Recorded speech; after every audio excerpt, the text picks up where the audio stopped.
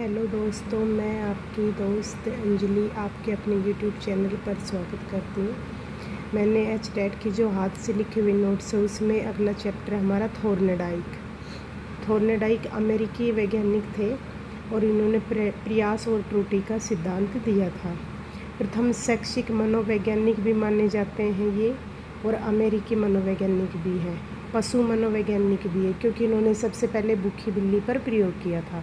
Thorndike से HTET में हर बार इतने क्वेश्चन पूछे जाते हैं, 2 से 3 क्वेश्चन पीआरटी, टीजीटी और पीजीटी तक तीनों में पूछे जाते हैं। तो ये बहुत मोस्ट इम्पोर्टेंट है एचटेट के लिए। अधिगम के नियम सबसे पहले किसने दिए थे? तो थॉर्नडाइक ने दिए थे। उसकी बुक्स सबसे मेन इम्पोर्टेंट है बुक्स एनिमल इंटेलिजेंट, शिक्षा मनोविज्ञान। और इन्होंने प्रयोग किस पे किया था? मैंने अभी बताया था कि ये पशु मनोवैज्ञानिक कहलाते हैं। इन्होंने भूखी बिल्ली पर प्रयोग किया था। इन्होंने सबसे जो पूछे जाते हैं एचटेट के अंदर वो है इसके नियम। इन्होंने 3 मुख्य नियम दिए हैं और 5 गौण नियम दिए हैं।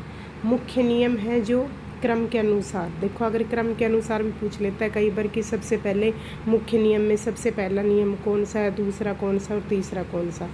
सबसे पहले है तत्परता का नियम, फिर उसके बाद है अभ्यास का नियम और तीसरा है हमारा प्रभाव का नियम।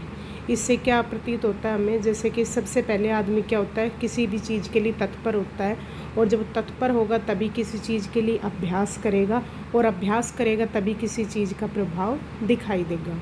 ठीक है, तत्परता का नियम हम पहला पढ़ते हैं। तत्परता का नियम, जब तक विद्यार्थी की स्वयं की रुचि अगर किसी चीज़ में नहीं होती तो हम उस बच्चे को किसी चीज़ के लिए बाध्य नहीं कर सकते कि भाई तुम पढ़ो, तुम ये करो, वो करो, क्योंकि जब तक उसका खुद किसी चीज़ को सीखने के लिए तत्पर नहीं होता तब तक उसे कोई नई चीज़ हम नहीं सिखा सकते हैं। रुचि अरुचि का नियम भी होता है यही।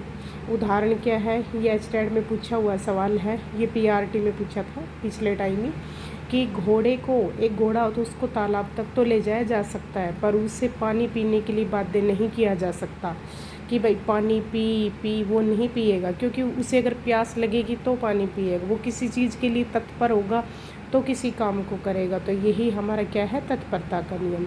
दूसरा हमारा मुख्य नियम के अंदर है अभ्यास का नियम, जिसमें क्या होता है उपयोग और अनुपयोग का नियम भी हम उसको बोल देते हैं। जब तक विद्यार्थी किसी भी चीज़ का बार बार अभ्यास करता है तो वो उस चीज़ उसके लिए क्या हो जाती है, बिल्कुल आसान होती है। कि हमने एक कहावत सुनी कि करत करत अभ्यास जड़ मत हो तो सुजान पत्थर, वो कहते हैं रस्सी पत्थर पर आवत जाओ तो पड़त निशान। हम किसी भी चीज़ का जितना हम अभ्यास करेंगे हमारे लिए वो चीज़ क्या होती चली जाएगी, बिल्कुल आसान होती चली जाएगी।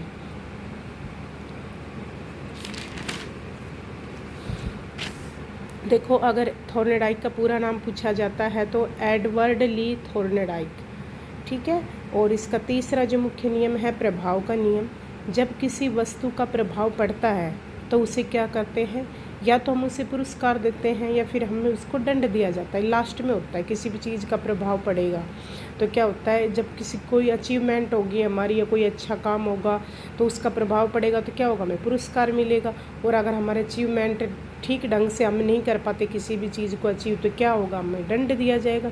जब पुरस्कार मिलता है तो क्या होता है, व्यक्ति संतुष्ट हो जाता है, और नहीं मिलता तो क्या होता है, वो असंतुष्ट हो जाता है। तो इसमें पुरस्कार, दंड और संतुष्ट किसके अंदर आते हैं, प्रभाव के नियम के अंदर। गौण नियम तो बेसिकली बस इतने ही पूछे जाते हैं कि कौन सा नहीं है, या फिर मुख्य नियम 3 दे देंगे आपको एचटेट के अंदर, और चौथा इसमें से उठा लेंगे तो पूछेंगे कि मतलब कौन सा मुख्य नियम नहीं है। तो गौण नियम 5 है, इनका सिर्फ आपको नाम याद करना है। बहु अनुक्रिया का नियम, मनोवृत्ति का आंशिक क्रिया का नियम, सादृश्यता का नियम, साचर्यात्मक नियम, और इस सिद्धांत को प्रयास और भूल कहते हैं हम, ठीक है। प्रयास और भूल, बिल्ली के जो था ना, वो बिल्ली का प्रयोग होता है, भूखी बिल्ली पिंजड़े के अंदर होती है, वो अनेक क्रिया करती है, फिर क्या होता है अचानक से उसका जैसे पैर वो लीवर पर पड़ जाता है, और फिर उसे अपना क्या हो जाता है, कोई लक्ष्य यानी कि अपना वो अचीवमेंट पूरा कर लेती है किसी चीज़ का। और इसके अन्य नाम और ज़रूर याद करने, क्योंकि हमें कई बार लगता है कि प्रयास और भूल का सिद्धांत बस, हम फिर क्या करते हैं उद्दीपक अनुक्रिया में हम क्या करते हैं, हो सकता है स्किनर का, और नहीं, इसके अन्य नाम और भी हैं वो आपको ज़रूर याद करने हैं। प्रयास और त्रुटि का सिद्धांत, सेकंड नाम इसी का है उद्दीपक अनुक्रिया यानी कि SR थ्योरी। एक संयोजनवाद का सिद्धांत, संबंधवाद का सिद्धांत, आत्मीकरण का सिद्धांत। 5 नाम इसके अन्य हो गए। प्रयोग किस पे किया? बिल्ली पे यानी कि भूखी बिल्ली और मृत मछली यानी कि मरी हुई मछली। अनुक्रियाकर्ता कौन है? हमारी बिल्ली है उसमें। उद्दीपक कौन है? हमारी मरी हुई मछली है। ठीक है।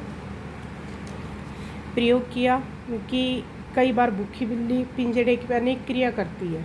ठीक है, एक बिल्ली को पिंजड़े के अंदर कर दिया जाता है और वो क्या करती है?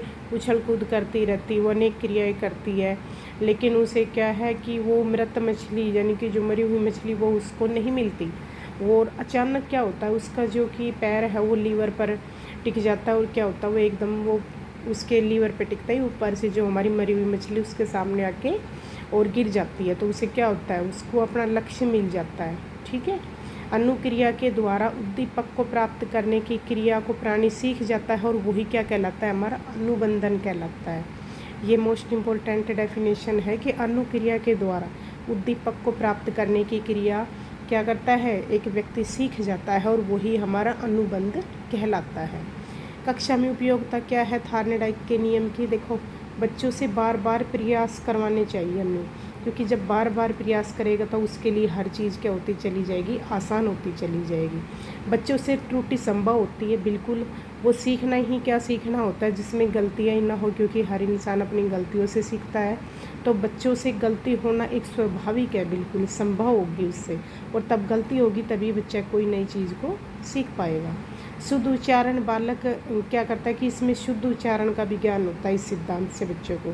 तो हमें क्या उपयोगिता है कक्षा में, एक क्लासरूम में, कि बच्चा बार बार हमें प्रयास करवाना चाहिए। बच्चों की त्रुटि हो जाए तो उसे डांटना नहीं चाहिए, क्योंकि त्रुटि तो हमारा एक सीखने का यानी कि लर्निंग का एक बहुत बड़ा हिस्सा है कि हम गलती करें तो फिर हम सीखते हैं। जैसे कि कोई भी चीज़ होती है हमें कई बार समझ में नहीं आता, जब कई बार एचटेट में कोई क्वेश्चन आता हम पहली बार में गलत करते, लेकिन जब हम उसको देख लेते कि नहीं इसका आंसर ये था, हम अगली बार शायद उस गलती को रिपीट में नहीं करते हैं। मैं चाहती हूँ कि आप सब इन नोट्स को, अब पता नहीं मुझे तो कि 13-14 जून को एग्ज़ाम के लिए बोल रहे होगा या नहीं होगा, बट देखो मैं आपको फास्ट अपने जो हैंड रिटन नोट्स हैं इस साइकोलॉजी के, मैं आपको सारे ज़रूर पूरा करवाऊँगी। और देखो अगर कुछ आपको मिस्टेक लगी हो तो मुझे ज़रूर बताना, और मेरा चैनल बिल्कुल नया है तो प्लीज़ मुझे सपोर्ट करना। थैंक यू, धन्यवाद।